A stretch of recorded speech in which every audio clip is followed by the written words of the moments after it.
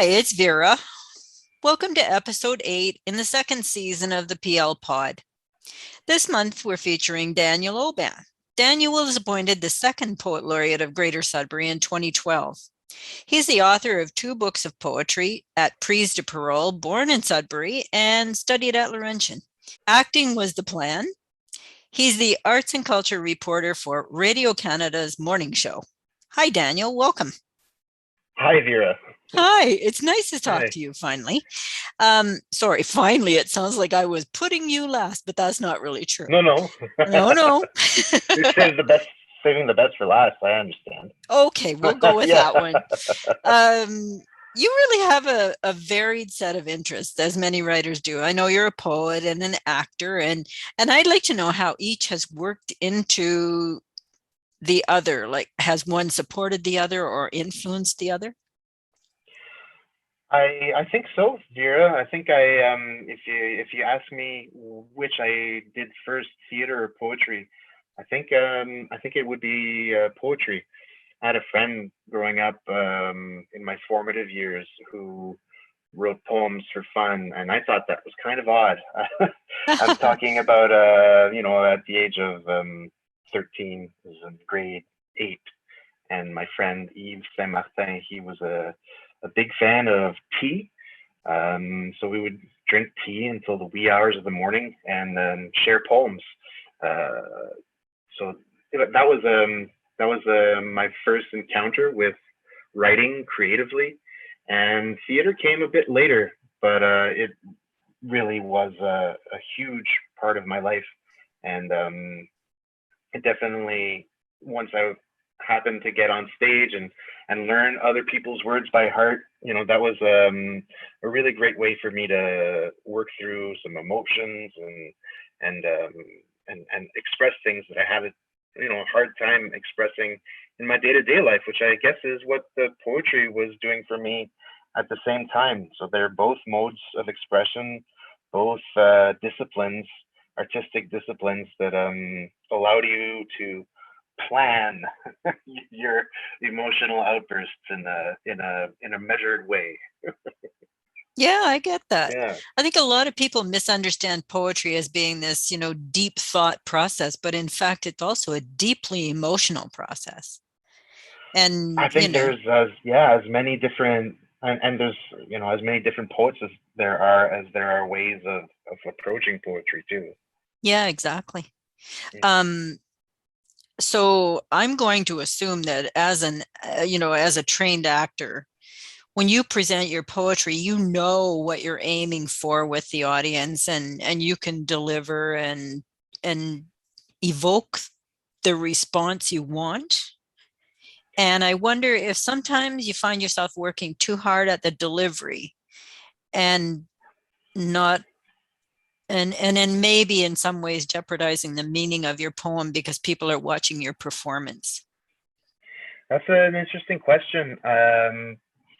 There's definitely a balance to be struck between both of those things. I've often struggled or wondered whether I was really a page poet at all. When I Yeah. started doing poetry seriously in my early 20s, and I wanted desperately to have a book of poems published, um, those were definitely page poems from the first book that I had published in 2004, Plasticité, at Prise de Parole. And I was trying to imitate the way that Patrice Desbiens' poems looked on the page. Very, very short verses. Hmm. Um, and so I was definitely thinking about the page then. But then I started performing my poetry and really enjoying the reactions that I would get from the crowd. And I started writing with performances in mind first and foremost. So I was not thinking about how everything would lay out on the page, and I was the poems can then, I guess, be taken as almost notation. They can be taken. They can be written very. I would use a lot of alliteration, and and I would think a lot about the rhythm for the way that it would affect the performance, and I was less interested with conveying a particular message, and sometimes I would just get lost in the sound and the rhythm of it. Hmm. You know? I think that is kind of how I feel when I see spoken word done. I Yeah. feel like sometimes the dynamic personality of the presenter overshadows the message that they're trying to convey, and often the message is deeply important, but it's Mm-hmm. lost, as you said, in the personality of the person putting it forward. It's an Mm-hmm. interesting thing because I like spoken word, I like performance poetry. I really like the quietness of hearing poetry read. So, it's one of those things. When it comes to hearing poems, I always appreciate hearing them from their authors, but sometimes the authors are not always the best people to read their poems. There are poets who struggle, I think, with sharing their poems Yeah. in behind a mic. They're not necessarily performers. So Yeah. it is a delicate balance, and I like to, as I go along, try to find room for both. Mm-hmm. Although, you're always trying to develop a voice for yourself. And I think that's important. And then people will Mm-hmm. recognize the voice the same as they recognize a singer. They will recognize the voice of a poet at some point. Mm-hmm. But I think that sometimes, as we have agreed, that the message is lost. And it's too bad, or the voice can detract from the poem in a different way. I mean, you'll be so caught up in the cadence of the poem that you won't Mm-hmm. hear the poem. Really, you'll hear the other. Maybe we're just repeating things now, but why don't we hear one of your poems and then we'll work on that now. Sure. I thought with the Christmas season approaching, I'd go back to a poem I wrote around the holidays some years ago. This is one of the many poems that I wrote when I was lucky enough, privileged enough to be given a weekly tribune with Le Voyageur newspaper, Mm. who commissioned an original poem from me once a week for about 4 or 5 years. So that's become a pretty important bank for me to draw from. And so this is from 4 or 5 years ago, and it's something I wrote originally in French, but translated myself into English so I could share it with my non-Francophone friends. I appreciate that. You're welcome. The title is All Dressed and Homemade. Do I have all the colors in my eyes, or in my head, or in the sky where the tree is in its leaves? I see 3 or 4 of my favorites: an Easter pastel, marshmallows soaking in a butterscotch concoction, the light snow, the cream fudge, and the cookies cooling outside on the family deck as we belabor the merits of a green Christmas. The sugar falls on the gingerbread men like the salt falls on my stairs to avoid tumbling down. I listen to the ice crackle like the audio track of a Netflix fire, and I want to start again from the beginning with you, focusing on the hearth or the screen or the gas stove or wood, hungover or stuttering as it happens. I warm up my sense of wonder with Christmas music covered with original Nintendo Entertainment System sound cards. I tell you the story about the wise men that jump over bad guys like Mario to meet the little prince. It's the best video game ever because my 2 left thumbs don't trip over the controller in front of my brothers. I shop for the every-colored stories by computer to make the postman work and spread the salt again. The stairs lead to the toy box and the Christmas coupons signed by some marketing team. Dear pizza lover. So I clicked and shared the expiry date for my promises and now I wait for you like we used to wait for church to end. Wow. Well, first of all, what a delicious poem. And really evocative. So many sound cues and so many visual cues in there. It's really something. And I can see the depth of emotion in that poem. Really good. Thank you. Did you during COVID, did you find yourself writing more or less, or and was it in any specific genre or? I've been writing less on, even before COVID, Vera, because with my work, I haven't been as I've lost a little bit of touch with my creative, with my muses. I haven't been keeping my promises to work on my poems. I mentioned the weekly tribune I had with the Voyageur, and that was great. It really kept me limber as a poet to have a deadline every week, to have to write something new, and to know that those poems would be read. And I would often find myself Sunday evenings, because the deadline was Monday morning. So Sunday evening, I've got a few hours to knock something out that's halfway decent, and that was great. And so it's been a few years now that I don't have that weekly rendezvous, and my next task when it comes to my writing is to go through all of those poems that I wrote over those 4 or 5 years, and get the best ones into some kind of a manuscript and rework them. And I've just been really hesitant to get into that work for some reason or another. What I did end up doing, I did a little bit of translating. I translated a book of poems, Gregory Schofield's book of poems, Louis, the Heretic poems. Translated those into French for Prise de Parole, and that's a book that was launched during the pandemic. So I think it was it's difficult to launch things during the pandemic. Because it's difficult to get people together to share, to do a reading, or to have any kind of an event like that. It's getting a little bit better now, but so the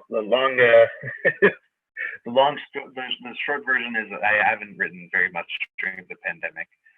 When it comes to writing creatively, I've been learning how to do radio. Yeah. Well, when the spirit moves you, you will write again. That's what I always find. I do write a lot. I am someone who writes on a regular basis, but I also have like a sort of split focus on it. I love to write haiku and the other Japanese forms, but then I also write short fiction, and I like to write creative nonfiction. And, I think we all have times where we want to write. And that's why writing in different genres is a good thing, because if you're tired of one, or not tired of it, but you run dry on something, you can always move off to the next thing. I did write lots during the pandemic, and I took myself outward because the city was just closed up tight. And I had my first experience with radio. Well, I've been on radio a few times with other projects, but this podcast was new for me. So I get that you're learning radio. It's a fun thing to do. It's a great medium. I like to play around with it too, do the editing afterwards. That's part of my daily workflow for sure. And I just want to say it's really great, Vera, that this podcast is such a great project. I had a half-brain notion of launching a podcast myself when I was poet laureate, but never really got around to it. I'm really happy that there's now a good bank of our poets laureates voices, and all of the guests that you've had on have all had something great to share. And I think it's important to hear our poets' voices, to hear them read the poems. So, yeah. I agree. And I'm really, I owe a lot to Pierre Dubuc from the library, who, when I shot my mouth off about liking to do a podcast, he said, "That's fantastic. Let's get on that." And I thought, Hmm. okay. And I do love this. I find this one of the most pleasurable parts of this job. And it is a job. And tiring. And I'm done in February. Mid-February. But what a great platform too. So hey, It and a is. great It stage really and a great is. pretext, a great calling card to meet Right. other poets, other writers that you admire. Yeah. And I mean, for me, worldwide, because the pandemic created Zoom, which created opportunity for me to go anywhere I wanted, which I have loved. Can we hear another poem? Sure. Okay. Um, I have a poem called "The Boat Poem," which was something I wrote to. It was for one of Chloe Laducesse's last events as the poet laureate. Mhm. We were on a tour of Ramsey Lake on the William Ramsey, Oh, yeah. and I wrote this for the people who came on the boat. Okay. It's called Boat Poem. Very original title. Well, that works. Uh,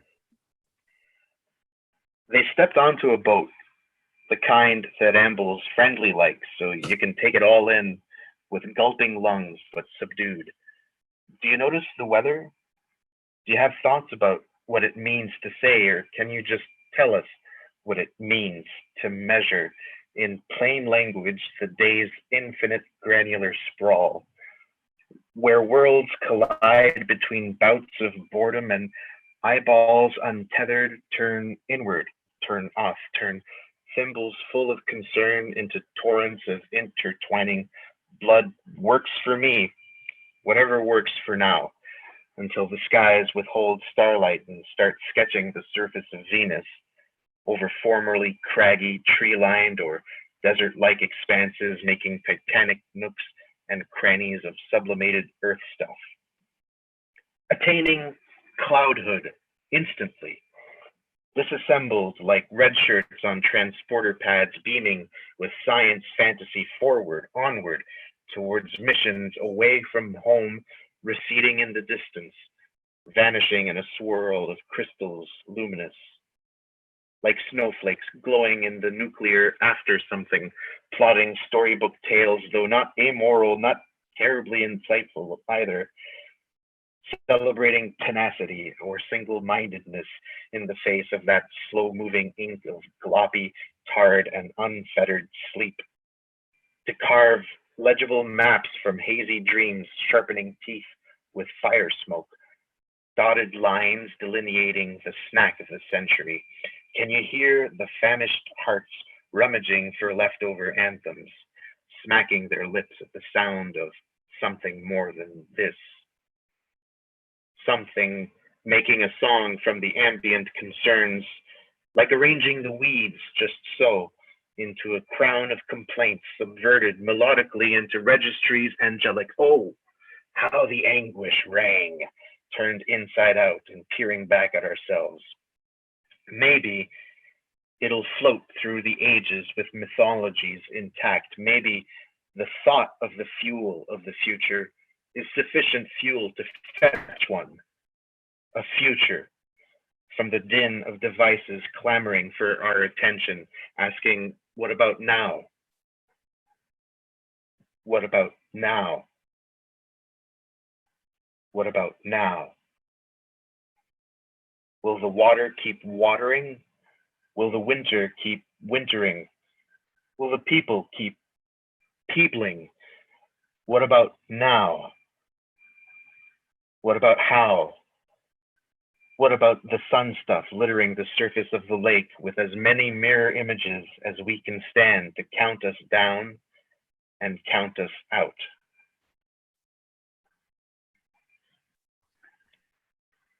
That is You fantastic. There's so much in there. It's Yeah, a social comment. It's an introspective thing. Wow. thanks, Vera. Is that included in any collection? No, no. Oh, put that in At this your, point, the lion's share of my work, yeah. I'd have to translate it into French, I think.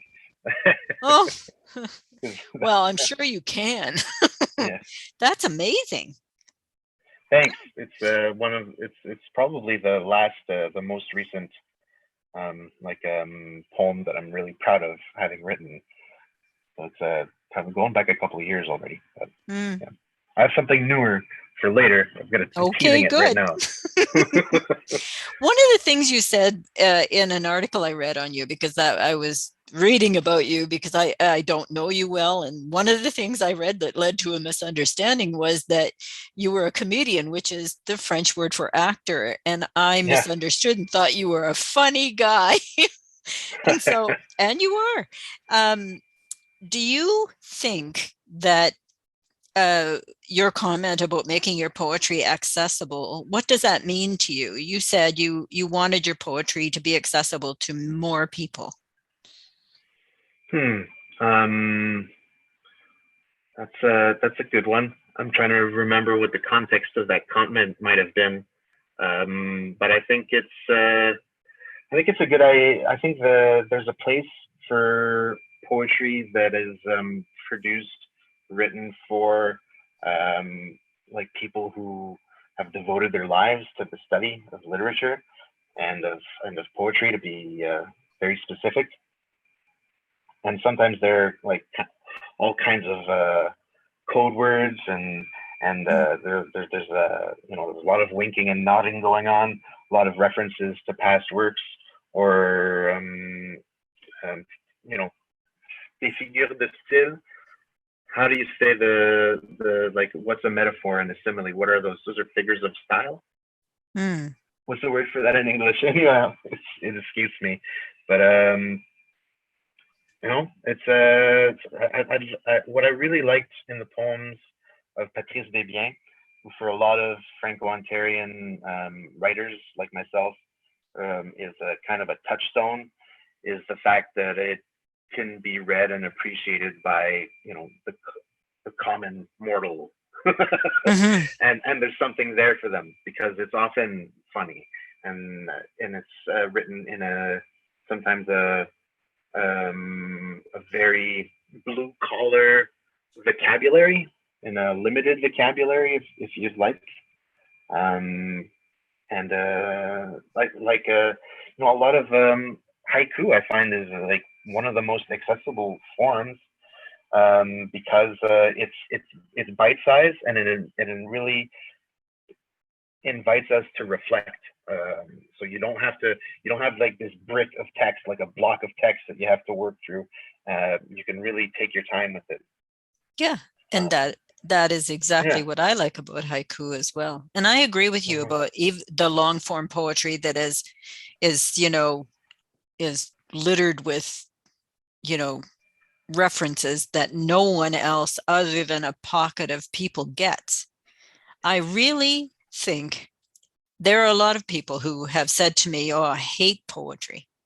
Well, I don't think you hate poetry. I think you hate being treated like you're stupid, first of all, Mhm. by, giving you things that the average person can't relate to. I think you just haven't heard the poem that speaks to you, because you wouldn't say that of songs, and song lyrics are very much poetry. You wouldn't say, "Oh, I hate songs, I hate music because I hear Mhm. this one song that I don't understand." Opera, for example. I like opera, Mhm. but it's not everyone's thing. But sophisticated poetry is not everyone's thing either. But the simple poetry that speaks to the heart, or your life experience, that's really important. So I get what you're saying about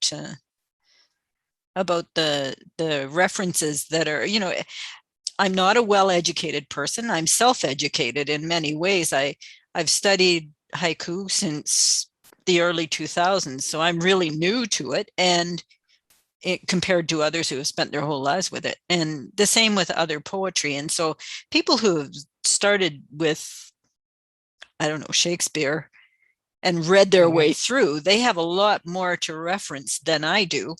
But that doesn't Mhm. mean that I can't speak to people who who are like me, that just like the sound of words and the hope that it gives, and the cathartic feel, the healing feel of hearing a poem that shares whatever you're going through, and then offers a sort of, I hate to be glib, but a light at the end of that tunnel where you know, here's my poem, and I made it through this and you can make it through too. That Mhm. kind of thing, you know, that kind of Yeah, healing. Yeah. yeah, Would you like to read another poem now? I'm sure we're all up for a healing. yeah. The next one is pretty short, and it's Okay. actually more of an exercise. I managed to make it out to the Sudbury Theatre Center recently for a play reading, part of their Play Mind series. Oh, yes. And this it was a new play, and that's still being worked on by a playwright named Aaron Kite, and it was about a folklorist from New Brunswick or Nova Scotia, somewhere in the Maritimes, recorded thousands and thousands of folk songs and ghost stories. And the whole play was about someone going through the archives that this folklorist had put together as as they were living through a really intense bout of grief. They were grieving their mother who had passed away recently. Mm. So that's the context of the play. And so as I was listening to the actors read through the script, I would take images that were evoked, sometimes really small bits of phrases, and try to cobble something together. So it's like a patchwork of different pieces of that play. So, Mm. you know, I got to give a co-writing credit to Aaron Kite Mm. for this poem that remains untitled. I guess you could call it comments, because there was a page for comments, and it was written comments, and I wrote the poem underneath there as if they Mm. were my comments. So here's comments on a play. Where these voices made waves before, rewinding down storm drains, down memory laneways, tape hiss lurking, discarded sheets missing, the measures flipped by the front door. This one holds 90 of your earthly minutes in a wheelbarrow. Laughing through the land is a teacher's half remembered song strewn amid the vines. I don't think I'm doing well.